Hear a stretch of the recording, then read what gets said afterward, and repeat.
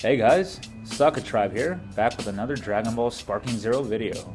I hope you guys have all been well. Um, I'm back here again with just a couple more weeks before the game actually comes out. I'm really looking forward to it, like I know everybody else is. And right now, today, I just want to talk about all the stuff that I'm really looking forward to. I know the past couple of trailers have been really crazy with us seeing all the movie characters. We got Gogeta, like Z Gogeta, freaking Janemba, and who else? Bojack, Android 13, Z Broly, which I'm really excited for. I do have to say, and I feel like not a lot of people talk about this. I mean, it's been the same thing for a while, but his voice actor, Johnny Young Bosch, I think is his name. He's the voice of Ichigo, and I'm a huge fan of Bleach, so I don't mind the voice at all, like the guy himself. But I gotta say, I love Vic's performance on Broly. He's done the voice of Broly for like 2 decades, and I don't know if everybody's heard on why he left. I guess it's not that important now, but either way, I miss his voice, and it sucks that we don't get to see him in any of the latest Dragon Ball video games or media. But I'm still here for the character either way, and hopefully we'll, if everything goes well, we might even main Broly, depending on how things look. But yeah. So besides that, I'm also looking forward to, and this is funny, Super 17. Now I know he didn't get revealed in the initial trailer, but I'm hoping that at some point he'll come as DLC, however or whenever that takes place. It does kind of suck that we have literally every major player from Dragon Ball GT except for Super 17. And I don't know if that was sort of a situation where it's like, hey, we have to save a pretty big GT character for DLC because we can't put them all in the base game. I mean, I don't think he was in Dragon Ball Budokai Tenkaichi 3, but either way, I hope we get to see him. I hope he has some crazy combos, some interesting dialect between 17 and Super 17 and 18 and even Cell or Krillin and everybody. And I hope it's a great time. I know I'm also looking forward to being able to play as Janemba. I have to say, out of all the sword fighting characters, he is my favorite. I like him more than Deborah or Tapion. Even though they're also really cool. It's just going to be really nice to see them all in one giant game. Trunks Super, and just be able to go to town with them. I know there are going to be people who are going to main all swords characters and have an entire swords team and just go crazy on ranked. That's another thing I'm also interested to see, because the thing about this game, unlike Dragon Ball FighterZ, is that there isn't really much balance. You have characters like, the fusions like Gogeta and Vegeta who are extremely powerful, and you pit them up against, say, someone like Bojack, who isn't as weak as Krillin, but he's nowhere near the strength of the fusions, and he'll probably get washed out just because of how early of a character he is. Even Lord Slug or Turles as another example.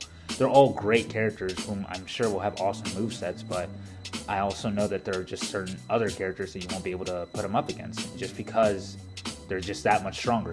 I don't get that. Like, I guess it's a way of staying true to the anime, but the thing is, when you create an online service with that, it's already clear what the characters are going to be mainly online, and it's the strongest characters. Your Whis, your Jirens, your Ultra Instinct Gokus, and Evolution Blue Vegetas, and the fusions.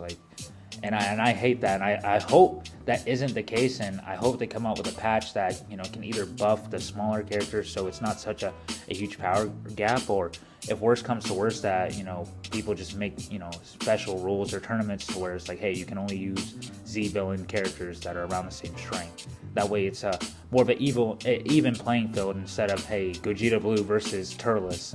And then we wonder why nobody can beat Gogeta Blue, and everybody else is using like a Z villain or any character that's come before Gogeta, because he probably beat them all except for Beerus. And I am of the minority that I think Beerus is still stronger than Ultra Instinct Goku or even Vegeta Blue. All it takes is just one sentence. It's like, oh, I know I said I only use like 8/10 of my power, but I really only use 3/10. I was just saying that in the hopes that you would give more of your all. because it seems like I'm giving my all as well. But all it takes is a sentence like that, and Beerus is de facto #1 and heads and shoulders still above Gogeta, Vegito, or Goku or Vegeta, or whomever, or even Beast Gohan or Broly. And yeah, that's another character I'm looking forward to is Beast Gohan. I'm interested to see how they're going to do him, just how his combos are going to look, whether they're going to follow Xenoverse 2 and how his moveset worked, or even Dokkan or Legends taking inspiration from there.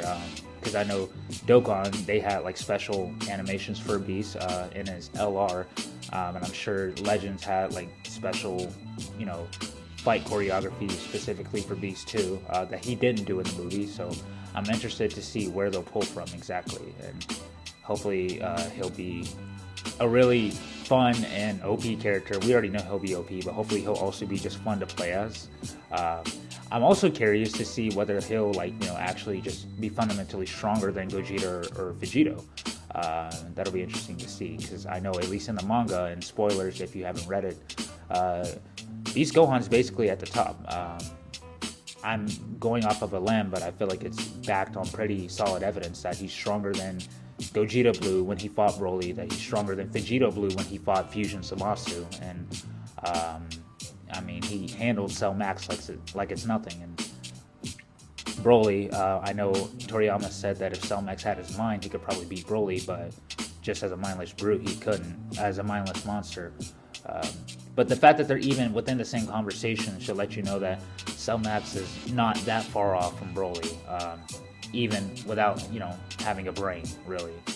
And so, with all that being said, if Gohan Beast was handling him with ease, not even really trying, just imagine what a full power Beast Gohan would look like up against, I'd say even a Gogeta fusion now with, true Ultra Instinct Goku and Ultra Ego Vegeta.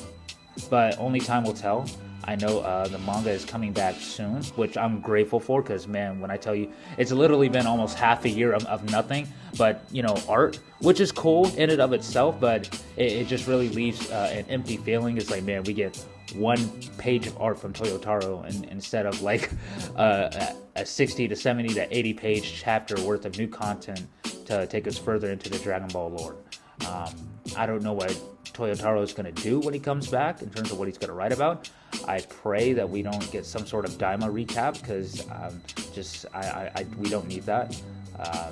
I feel like what everybody's waiting for really is just for us to get past Z and to see what lies ahead.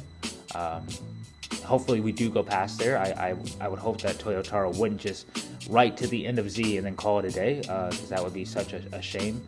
To see everything that's happened in Dragon Ball Super, just for it to end right back where we started, with all the high stakes life or death moments.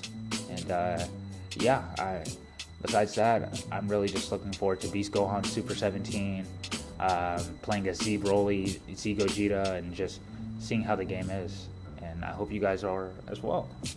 But I think that'll be all for the video. Stay tuned. Once the game comes out, I'm immediately going to start making content, whether that be ranked matches or just doing the story mode. I haven't decided yet, but I hope to see some of you guys there. And stay cool, God bless, and Sokka Tribe.